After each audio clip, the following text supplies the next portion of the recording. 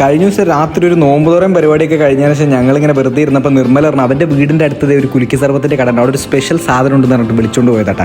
അവിടെ പോയപ്പോൾ പീക്കാച്ചു എന്ന് പറഞ്ഞൊരു വെറൈറ്റി സാധനം ഉണ്ട്. അത് ഈ നമ്മുടെ പഴയ പോക്കിമാൻ കാർട്ടൂണിലൊക്കെ ഉണ്ടായിരുന്ന ഒരു കഥാപാത്രം വരുന്നുണ്ട് പീക്കാച്ചു.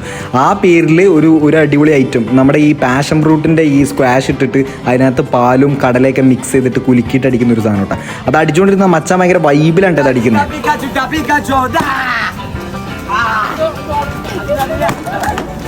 Da Pikachu, Pikachu! Da Pikachu, Pikachu!